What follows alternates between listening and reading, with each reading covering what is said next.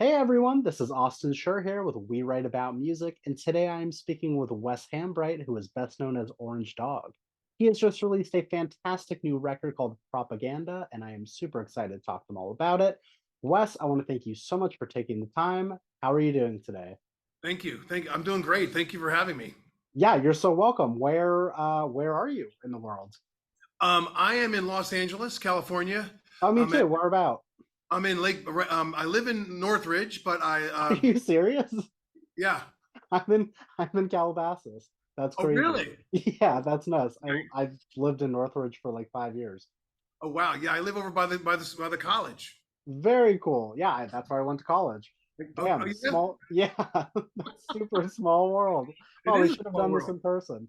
I That's actually, wild. I'm speaking to you from a high school where I'm the music Okay, director, and that's why I'm in my classroom right now, and I'm in Lake Balboa over on Balboa, just north of Victory. that is Birmingham hilarious. High School. Yeah, I lived on like Havenhurst and Nordhoff for 5 years. Yeah, yeah. That's nuts. I'm right around the corner from Well, we could talk about valley geography for hours, I'm sure, but I there. Yeah. want to talk about this record. It's called Propaganda. It's awesome. I don't really know what to say about it because it's very conceptual and it's experimental and it goes off on these beautiful tangents, but it all ties together at the same time. The first thing that I would really love to know from you is what it's about. Like, what inspired this, and does it have any specific meaning behind it? Yeah, that's a good question. I mean, it's about our world, our society, and I think some of the songs are from my perspective. But then within one song, there will be a perspective of someone else. Um, I try to think about how our world seems so divided. People are so disconnected and really like Right. polar opposites. And I always think about like how do people get so far apart and everyone thinks everyone thinks they're right. And everyone thinks they're doing the right thing for whether it's a society or their family, and who's right and who's wrong. So within one song, I'll take the perspective of more than one side, Right. um, and put it into words and into music to just explore that myself to maybe help me understand different perspectives. And if there's different perspectives in one song, maybe people will listen to that and say, oh, that's kind of, that's me, and that's Yeah. not me, but that's maybe a friend of mine, like, just to, Totally. you know, um, Like, it's open-ended enough to sort of make your own connections, but has underlying meaning behind it, is what I'm getting at. exactly, Love that. I love that yeah, I mean, exactly. for personal listening, it's great that it's not, like, cut and dry, and it's more, like, up for interpretation. Because then it kinda challenges you to come back for more and, like, listen to the words even though there's so much else going on within it. I'm glad to hear that because in making it, you always kind of wonder, is as an artist, am I only satisfying my artistic vision, without considering that people are going to want to listen to it more than once and get into it and enjoy it for its journey. Is it too indulgent? I mean, as an artist, you think that Sure. that you want people to listen to it. Of Um, course. um, but you want it to be interesting enough for, like you said, to come back and listen to it again. I love some of the things I love about songs are things that I hear years later. Maybe if I'm listening to a new set of headphones or something, and I hear Oh, something yeah, that changes I've heard everything. before, I'm like, I've heard this song 1,000 times, it seems, and I've just heard something new. Yeah, it's really wild, and I think that, like, I've only listened to this once, but on repeated listens, like, it does have a density about it where there's so much going on. Actually brings me to my next thing here because I'd love to know how it was put together. Clearly, there's tons of instruments that were involved, the production, like, it's like a grand experience. Was it just you putting this together? Did you have outside help? Like, how did it look really tying up the loose ends here? Well, That's a good question, you know, because there's the piano songs that are kind of woven in throughout the larger ensemble pieces, and the piano stuff came first, Okay, um, and as a concept, and then the bigger ensemble pieces, the bigger kind of rock type things came second, um, and I played all the instruments on the album except um, there's three songs with guitar on it. A friend of mine, Josh Gilbert, who's an amazing guitar player. I've nice. known him for over a decade, and we've worked together before. He's on three songs, and then my friend Andy Najera, who is a woodwind player, he plays baritone sax Okay, on one of the on Boogeyman Boogie, um, sort of as the Boogeyman's solo in that sure. song. Um, so the way it came about was once I had those piano songs and I had those written, I've been working them for years. Actually, those are older songs that I didn't Oh, have a okay, place for yet. Um, okay. we hadn't completed the collection because I think in terms of collections, I'm old school, and then I love sitting down and listening to the old albums that from front to end.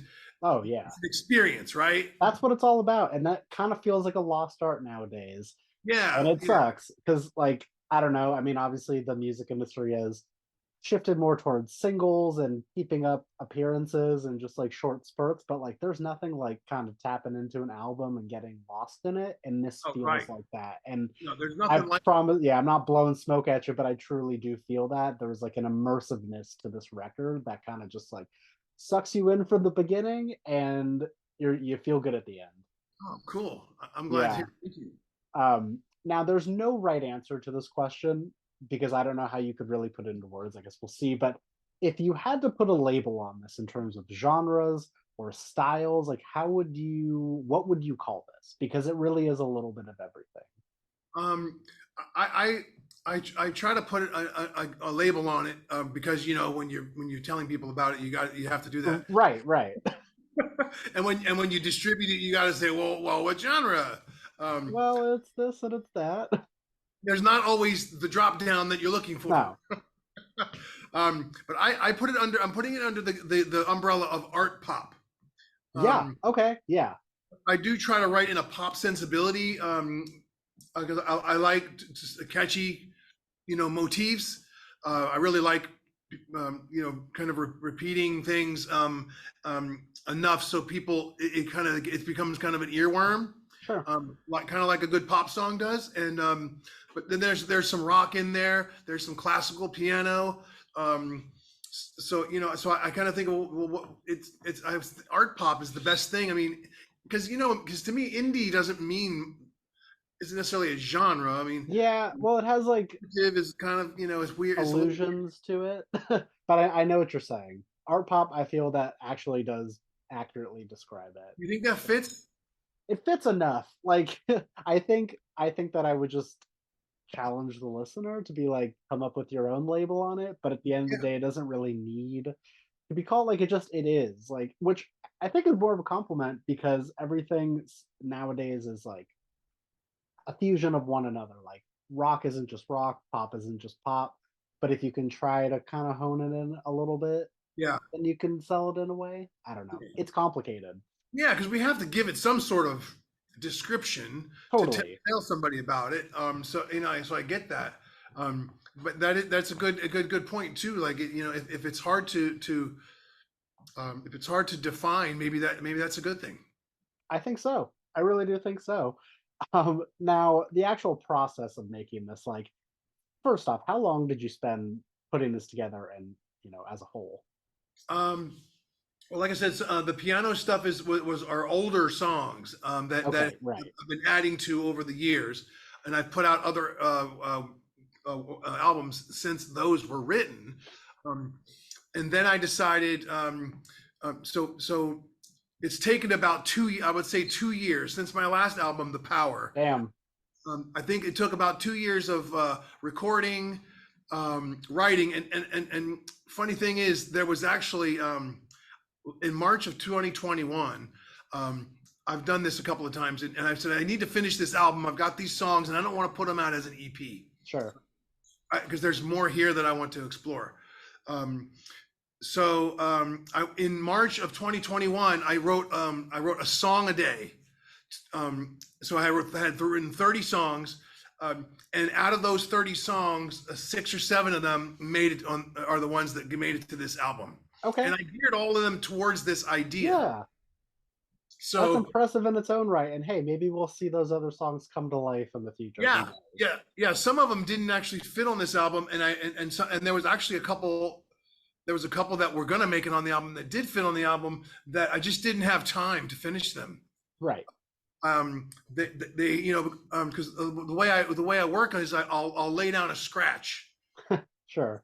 onto it, just like a guitar and a vocal, and then I'll start going back and I'll start replacing that. Put some live drums on it, and then I'll maybe even with the intention of going into the studio somewhere else and recording a new drum track until I like what's going on. That's how I did the drums on this one. I went to a place that I love to work called Grandma's Warehouse. It's in Chatsworth. Oh, nice. I've never heard of it. Probably driven by it 100 times. Yeah. Well, it's in like an industrial area. Okay. But it used to be when I first started working with his name, the owner is Andrew Bush, and he's a really cool gearhead. I love the analog sound that he gets. And he used to be down in Echo Park. I did a couple of film scores that we mixed over there. Nice. That's how I met him. I needed a place to record and mix a couple of film scores back in the early 2000s, and so we've been working together ever since. He gets me and I get him, and we can hang out in the control room for hours and work without getting on each other's nerves too much. It's reasonable. Did I answer your question? I don't know if I. Yeah. Listen, there's no right or wrong here. We're just talking. I love the side stories. Don't worry about it. Okay, cool. I do want to know though, like, how has this year looked for you? Have you been able to play any shows? Is that something you're interested in or want to do, or something in the future? Now that I'm finished with this record, I would like to get back to playing live. Yeah, I haven't been playing live for the last, well, of course, over COVID, but even before then, I was doing a lot of just recording ideas that I had. And before that, I was in a duo called Lonnie Starlet, and me and Sweet. Paula Page. We were playing a lot around town and stuff like that. And then I got a couple film gigs, and then she got busy with something else, so we kind of broke up, if you will, after putting together an EP. And then so yeah, now is about the time where I'm feeling like, okay, I'd like to go do some shows playing some of this material that I've recorded on the last 2 albums. Nice. I mean, actually, even thinking about maybe doing some live streams of some live concerts before that to kind of prepare to go out and play. So yeah, that's kind of the next stage. I like to play some live shows again. Well, I look forward to it. I'm happy you brought that up though, because we're in the first week of December. The year is wrapping up. What are like some lofty goals or some things that you're looking forward to hopefully accomplishing in the new year? In the new in the next year, as far as releases, playing, just like general life stuff. I would probably like to, so by the summer, I would like to, start playing a couple of gigs here and there, doing maybe some covers and putting some of my stuff in there that fits. Before summer, I do some live semi-modular synthesizer performances from my studio. And I've been I started dabbling in that right when the pandemic started. Yeah. So it was perfect for me to like sit in the studio for hours and hours and not be able to go anywhere and learn some of the gear. And so then I started recording and meeting people on YouTube that are doing similar stuff. That's amazing. So I've just released, a couple of months ago, I released an album of live performances of that. And then I have another one that I'm going to release probably in March or something like that. Nice. I have to mix and master those. But they're on my YouTube channel.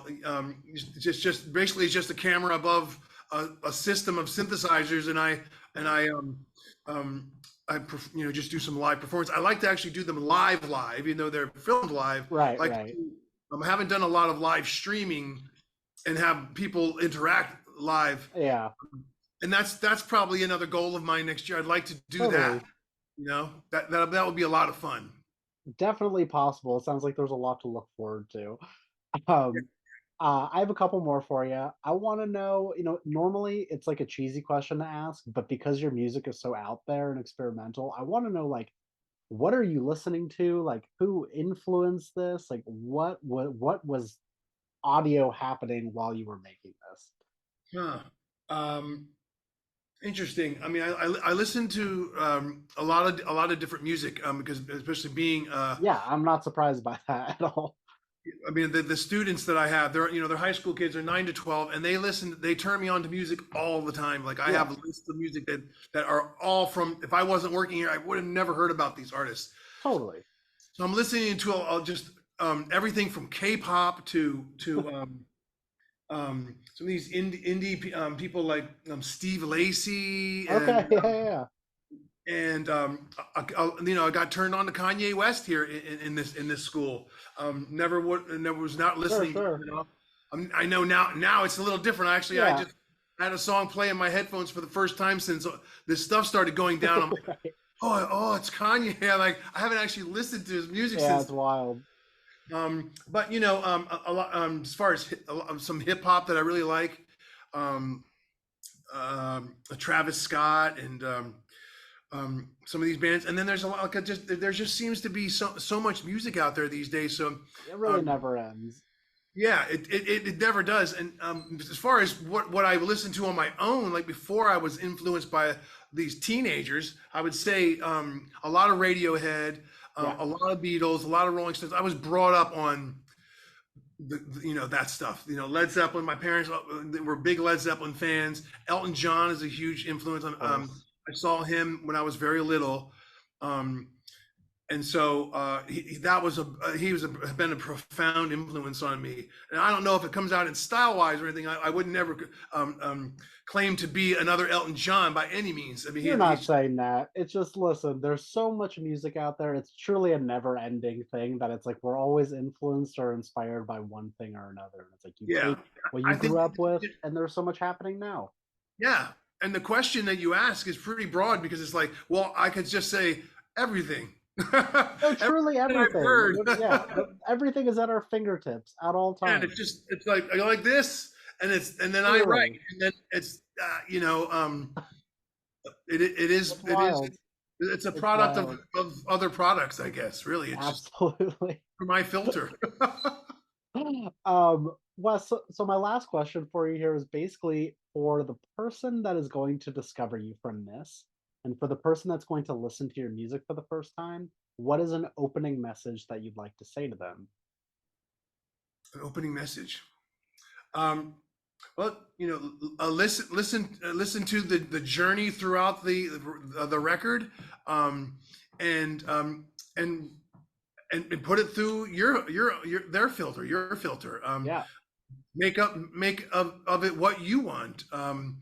It's kind of full of um, point of views, but as we know, point of views are so varied that my point of view through someone else's point of view is again using the word filter, can be your own. You sure.